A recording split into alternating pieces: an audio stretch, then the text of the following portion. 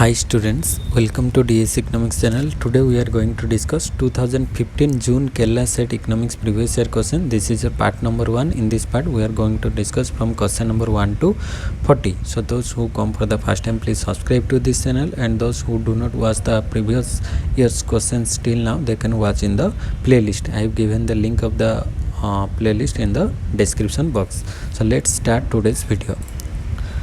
Today's first question, question number 1. Given a pair of strategies, if A's choice is optimal given B's choice and B's choice is optimal given A's choice, then there is Carnot solution, Nash equilibrium, Bertrand equilibrium, or Chamberlain equilibrium.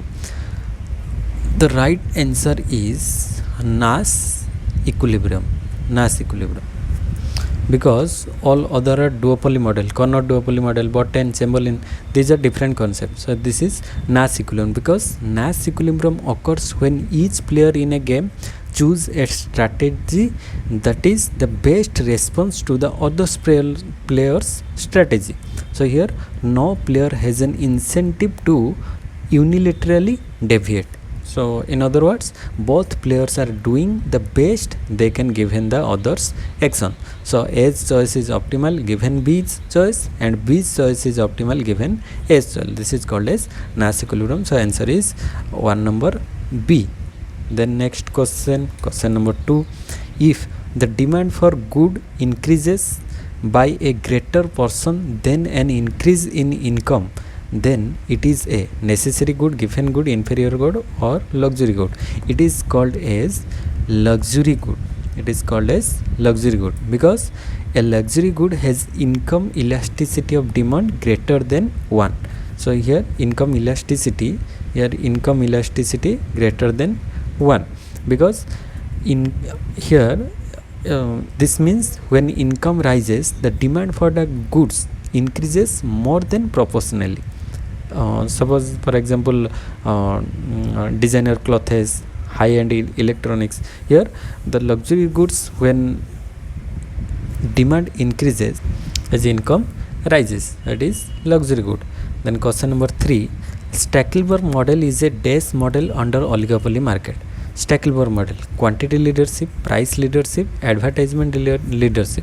Stackelberg model is quantity leadership. Stackelberg model is quantity leadership. So option A is the right answer, because in the Stackelberg model, one firm or the leader sets its output level first, then the other firms or the followers react accordingly. So this is a model of quantity competition, not price. It is quantity competition.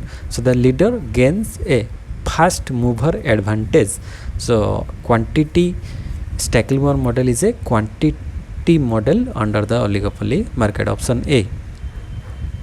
Then question number 4. Deadweight loss under monopoly is equal to that in a competitive market, higher than that in a competitive market, lower than that in a competitive market. Deadweight loss under monopoly is higher than that in a competitive market. Monopoly market deadweight loss is higher than competitive market, because under monopoly first firms restrict output and change higher prices compared to perfect competition. So this leads to a loss of consumer and producer surplus that is not transferred elsewhere. So this is known as deadweight loss.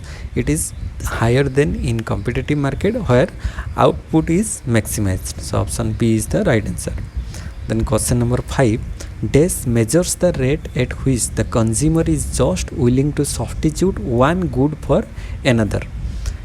MRPT, marginal rate of product transformation, or MU, marginal utility, or MRTS, marginal rate of technical substitution, or MRS, marginal rate of substitution. So this is called as MRS, marginal rate of substitution. MRS, marginal rate of substitution. It measures the rate at which the consumer is just willing to substitute one good for another good. That is called as marginal rate of substitution.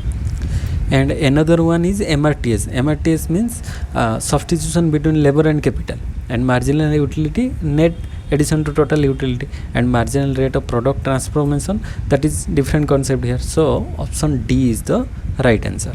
Then question number 6, here MRS, marginal rate of substitution, it is the rate at which a consumer is willing to give up one good in exchange for another, keeping utility constant. So it is the slope of the indifference curve, and it reflects personal preferences, not prices. So MRS is the right answer. Then question 6, if the price is less than dash, the firm minimizes its total losses by shutting down.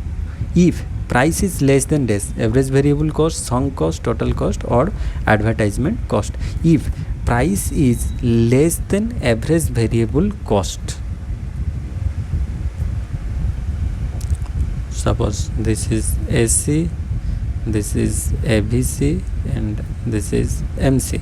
If price is lower than average variable cost, this is the shutdown point. If price is less than ABC, then this is the shutting down temporarily, because if the price falls below the average variable cost, the firm is unable to cover even its variable cost, because in such a situation, shutting down temporarily is moral, rational, as operating would increase losses. So if the price is less than average variable cost ABC, then the firm minimizes its total losses by shutting down. So option A is the right answer. Then question number 7, non-satiation is the property which suggests that loss of a commodity is better than more of it, more of a commodity is better than less of it, more of a commodity is neither better nor worse than less of it, none of the above. So non-satiation is the property which suggests that more of a commodity is better than less of it. This is in the option number B, because the non-satiation assumption in consumer theory states that more of a good is always preferred to less, assuming all else equal. It reflects the idea that utility increases as consumption increases. So option B is the right answer. Then question number 8, maximum social welfare is attained at the point where the grand utility possibility curve is tangent to the ISO profit curve, ISO revenue curve, ISO cost curve, or social welfare function curve. Grand utility, maximum social welfare is attained at the point where the grand utility possibility curve is tangent to the social welfare function. Option D, because the grand utility possibility frontier shows all efficient allocation of utility between individuals. When it is tangent to the social welfare function, the society achieves maximum value and the best possible trade-off between individual utilities under given constraints. So option D is the right answer. Then question number 9, non-rival consumption occurs when? Non-rival consumption occurs when the consumption of some individual does not reduce the amount available to others. Yes, this is the answer. This is called as non-rival, because a non-rival in one where one person's consumption doesn't diminish another person's ability to consume. For example, watching a public fireworks shows or using a broadcast signal, these are called as non-rival and non-excludable, that is public good. So in public good we find this type of situation, non-rival consumption occurs in public good. Here the consumption of some individual doesn't reduce the amount of available to others. And other option, the consumption of some individual reduce the amount of available to others, it is called as rival. And the consumption of some individual increases the amount of available to others, this is not correct. So option A is the right answer.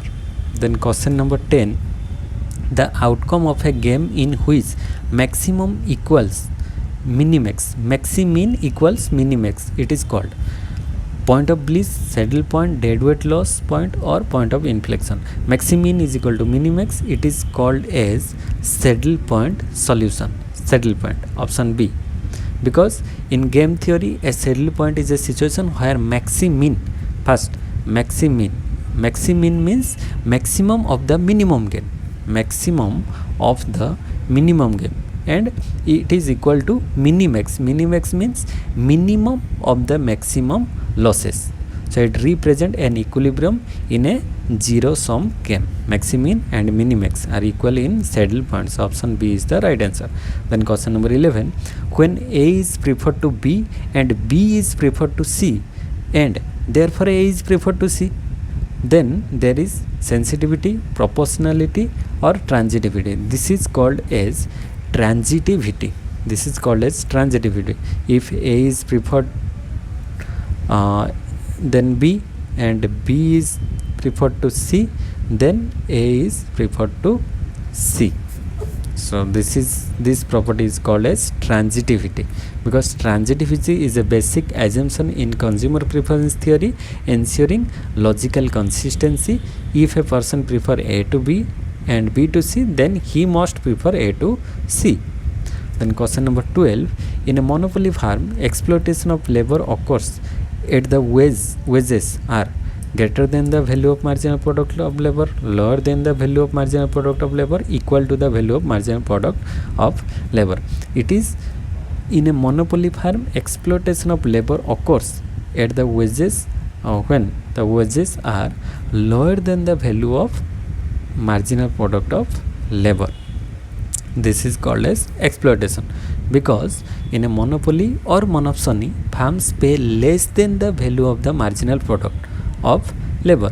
This is called as monopsonistic exploitation, where workers are underpaid relative to what they contribute. So option B is the right answer.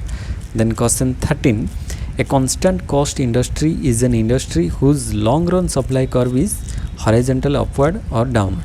Constant cost industries, it's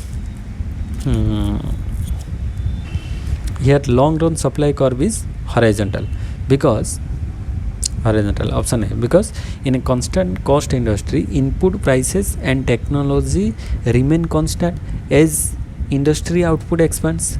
Thus long run supply is perfectly elastic. Here long run supply curve is perfectly elastic. It represented by a horizontal line. So option A is the right answer. Then question 14, fall in quantity demand of a good as a result of a rise in price. When price rise, quantity demand falls. It is also known as change in demand, contraction in demand or expansion in demand.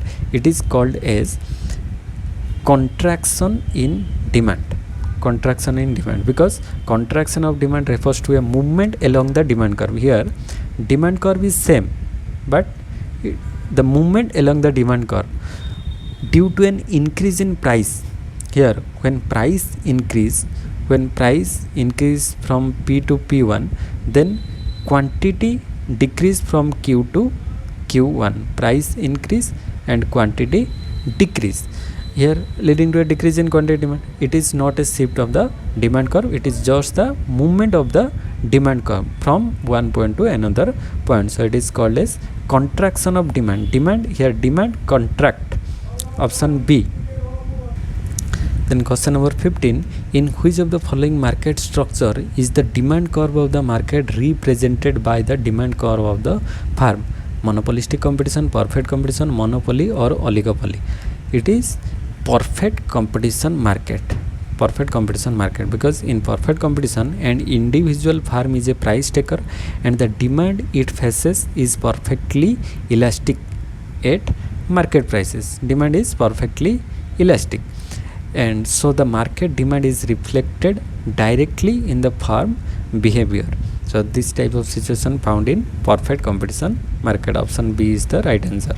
Then question number 16, practice of pricing to drive current competitors out of business and to discourage new entrants in a market so that a firm can enjoy higher future profit is termed as regressive pricing, predatory pricing, transfer pricing or reservation pricing.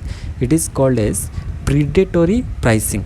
This type of situation is called as predatory, because predatory pricing is a short term aggressive pricing strategy to undercut competitors, often selling below cost, and the aim is to force competitors out and then raise prices later once the firm dominates. So it is called as predatory pricing. Option B is the right answer. Then question 17, negative network externality in which a consumer wishes to own an exclusive or unique good, that is called as demonstration effect, red shirt effect, Pigot effect, or snob effect. Here question given is negative network externality. Negative externality create only one effect, that is called as snob effect. Negative externality, because the snob effect occurs when the demand for a good decreases as more people own it. So it reflects desire for exclusivity, like the good losses value for the consumer when it become widespread, like so any kind of real paintings, etc. So this is called as snob effect. Then question number 18, reaction curve shows the relationship between a firm's profit maximizing output and the amount it thinks its competitors will produce. Yes, this is the right answer.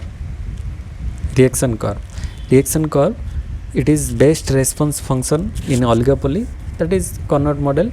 A reaction curve shows how one firm adjusts its output in response to the output of its rival to maximize profit. So option A is the right answer. Then question 19, market in which some or all firms explicitly collude, coordinating prices and output level to maximize joint profit, that is called as perfect competition, cartel, duopoly, or bilateral monopoly. This is called as cartel. Because a cartel is a formal agreement among competing firms to coordinate prices and output, often to restrict competition and maximize collective profit. For example, OPEC, oil producing and exporting country, OPEC. So this is an example of cartel. Then question 20, fixed proportion production function, where only one combination of labor and capital can be used to produce each level of output, is represented by L-shape isoquant, convex isoquant, concave isoquant, or U-shape isoquant. This is a L-shaped isoquant. Here the isoquant shape is just L-shape, because an L-shaped isoquant reflects perfect complements. Perfect complement means inputs must be used in fixed proportion, like one machine with one worker, and substitution between them is not possible. So the shape of the isoquant is L shape. Option number A.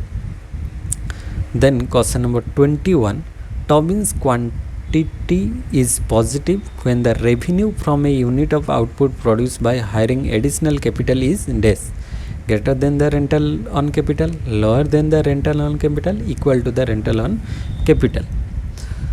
So Tobin's quantity is positive when the revenue from a unit of output produced by hiring additional capital is greater than the rental of capital. Option A, because Tobin's quantity is equal to market value of capital by replacement cost of capital. So if the revenue from extra capital use greater than cost or rental, then Q greater than 1, which encourages investment. So option A is the right answer. Then question number 22, the demand for real money balance dash with income and dash with a rise in interest rate. The demand for real money balance decline or rises with income, and dash with a rise in interest rate, rises with income, and declines with a rise in interest rate. Option D, because as income increases, people demand more real balance for transaction, and as interest rate rise, when interest rate rise, then the opportunity cost of holding money increases, so the demand for money falls. So option D is the right answer. Then question number 23, the assumptions that money wages are fixed and that employment is determined by the short side of the labor market which is usually the demand for labor side result in a downward sloping average supply of output curve or an upward sloping aggregate supply of output curve. An upward sloping, it is an upward sloping. So option B is the right answer, not vertical, it is upward, because with fixed nominal wages higher prices increases real output and employment, causing the short run aggregate supply curve to be upward sloping. So option B is the right answer. Then question 24, under the Keynesian policy analysis, fiscal policy multiplier is larger when the less interest elastic is the demand for money and less interest elastic is the demand for investment goods. Yes, both are less under Keynesian policy analysis, because if the demand for money is less interest elastic, first is interest elastic, if demand for money is less interest elastic, then a rise in income doesn't raise interest rate much, so it creates small crowding out. Then if investment demand is less interest elastic, then the investment is not highly sensitive to interest rate changes, so it is called as multiplier effect is stronger. Here multiplier effect is stronger, so option A is the right answer. In question 25, an increase in taxes will shift the IS curve to the right and increase both the interest rate and the level of income. No, this is not correct. Increase in taxes will shift the IS curve to the left and decrease both the interest rate and the level of income. Yes, option B is the right answer, because higher taxes reduce disposable income, thus decreasing consumption and shifting the IS curve leftward in the ISLM model. So option B is the right answer. Then question number 26, according to the permanent income hypothesis, what is the likely behavior of the transitory income over the business cycle? Transitory income should negative? No. Transitory income should positive during an economic expansion and positive during an economic contraction? No. Transitory income should be positive during an economic expansion and negative during an economic contraction. Yes, this is the right answer. First one is positive, then second one is negative. Here first one is positive and second one is negative. Option C, because we know that transitory income reflects short-term deviation from permanent income, so it is typically positive in booms and negative in recession time. So option C is the right answer. Then question number 27, when the rate of inflation is declining, there is reflation, deflation or disinflation. When the rate of inflation is declining, that is called as disinflation. That is called as disinflation, because disinflation is equal to falling inflation rate and still positive, but deflation means negative inflation, but disinflation means inflation rate is falling but still positive, but deflation, here inflation rate is negative, so disinflation is the right answer. Then question number 28, the Keynesian approach to macroeconomics assume that Keynesian approach to macroeconomics assumes that wages and prices adjust quickly to balance quantities supplied and demanded in a market. No, neither would this. No prices adjust quickly to balance quantity supplied and demand in market. So option B is the right answer, because Keynes emphasized price or wage stickiness, which can cause prolonged unemployment. So option B is the right answer. Then question number 29, according to Des, the theory of multiplier and the theory of accelerator are two sides of the theory of fluctuations, just as the theory of demand and the theory of supply are two sides of the theory of value. This statement was given by P. A. Samuelson, J. M. Keynes, J. R. Hicks or Don Pattingen. This concept given by Samuelson, P. A. Samuelson, because Samuelson's multiplier accelerator interaction explains cyclical fluctuation in output. So option A is the right answer. Then question 30, the labor supply schedule Des when there is a decrease in the disutility of work. The labor supply schedule shift to the left or remain same or shift to the right when there is a decrease in the disutility of work. So it is shift to the right.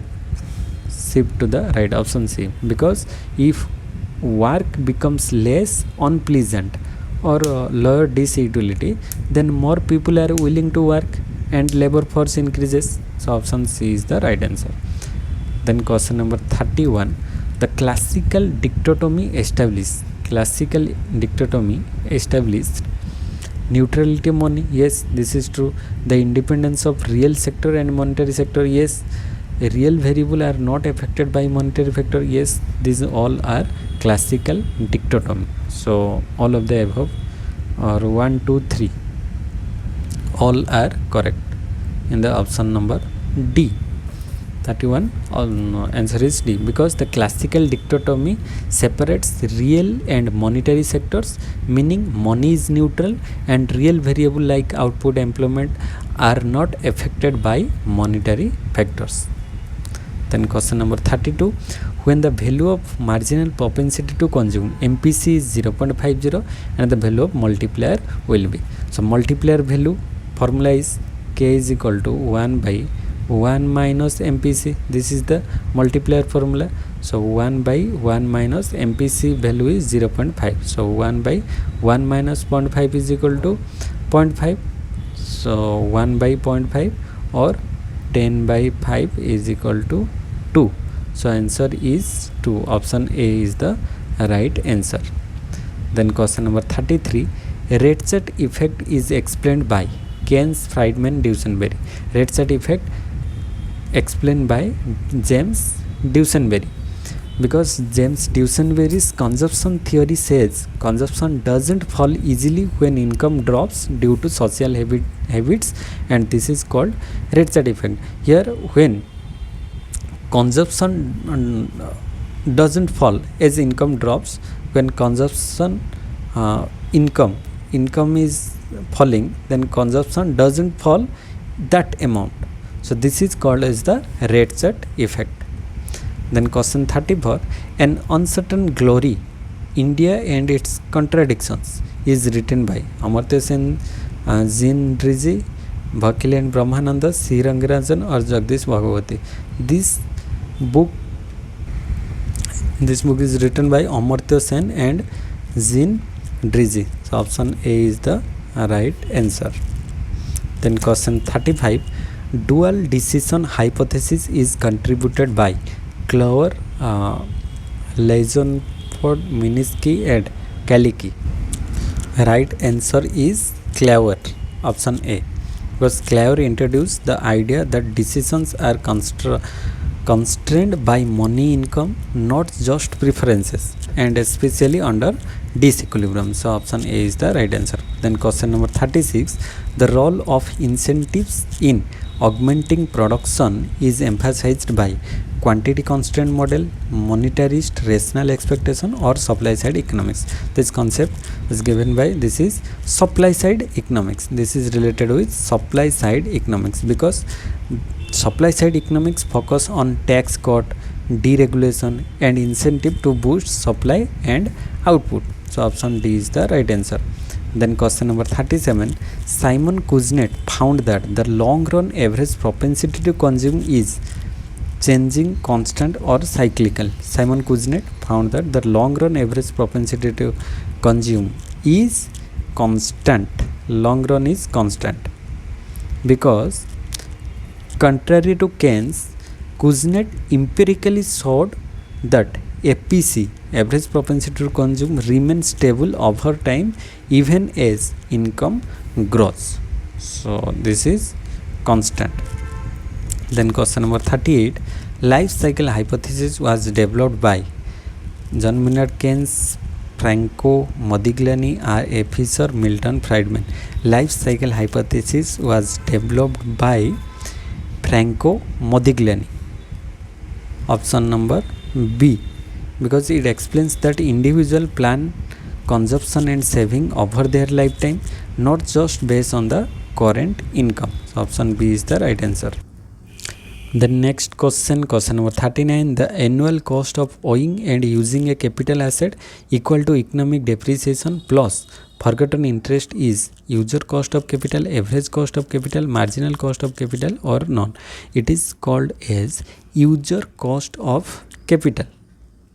The annual cost of owing and using a capital asset equal to economic depreciation plus forgotten interest, it is called as user cost of capital, option number A, because this reflects the opportunity cost and depreciation of using a capital asset. Then question number 40. The curve showing the degree by which average cost of production declines as cumulative industry output increases over time, that is called as ISO production curve, learning curve, or ISO cost curve. This is called as learning curve. Learning curve, because as farms gain experience, efficiency improves and average cost fall. So this captured by the learning curve. So right answer is learning curve. So this is all about for the today's. So those who come for the first time, subscribe to this channel, and those who do not watch the previous year videos, they can watch in the playlist. So in the next part we are going to cover from question number 41 to 80. So thank you all for watching. Jai Jagannath.